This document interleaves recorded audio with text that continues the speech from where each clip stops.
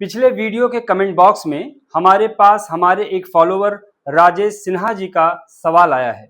उनका सवाल है, मेरे खिलाफ सिविल केस किया गया और फिर शिकायत वापस ले ली गई, क्या अब हम केस कर सकते हैं या नहीं?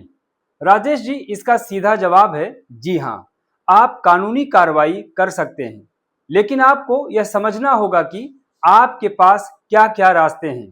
पहले समझते हैं लीगल प्रोविजंस। पहले तो आप मानहानि का केस यानी डिफामेशन केस कर सकते हैं। अगर झूठे केस की वजह से समाज या रिश्तेदारों में आपकी छवि खराब हुई है तो आप आईपीसी की धारा 499 और 500, अब भारतीय न्याय संहिता की यानी बीएनएस की धारा 356, 356 के तहत मानहानि का केस दर्ज करा सकते हैं। साथ ही आप मानसिक तनाव और आर्थिक नुकसान के लिए हर्जाने डैमेजेस की मांग कर सकते हैं। दूसरा रास्ता है मैलिशियस प्रोसिक्यूशन, द्वेषपूर्ण अभियोजन।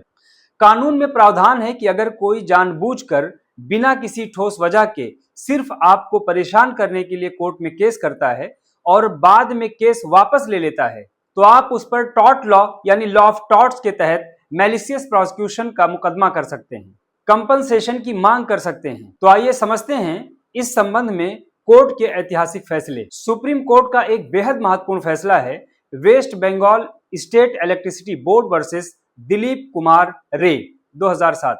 इस केस में कोर्ट ने स्पष्ट किया था कि अगर किसी व्यक्ति पर बिना किसी वाजिब कारण के झूठा केस दर्ज कराकर उसकी प्रतिष्ठा को ठेस पहुंचाई जाती है या उसे मानसिक रूप से प्रताड़ित किया जाता है तो पीड़ित व्यक्ति कानूनी रूप से हर्जाने यानी कंपनसेशन का हकदार है। इसलिए अगर कोई आपके खिलाफ सिविल केस करके वापस ले लेता है तो सबसे पहले उस केस की वापसी विड्रॉल ऑर्डर की सर्टिफाइड कॉपी प्राप्त कर लें। वकील के जरिए उस व्यक्ति को कानूनी नोटिस भेजिए। अगर वह हर्जाना नहीं देता है तो आप सिविल कोर्ट में डैमेजेस का केस दर्ज करा सकते हैं। देखिए, कानून आपको परेशान होने से बचाने का पूरा हक देता है। अगर आपके मन में भी कोई कानूनी सवाल है तो नीचे कमेंट बॉक्स में आप जरूर लिखें। Thank you very much.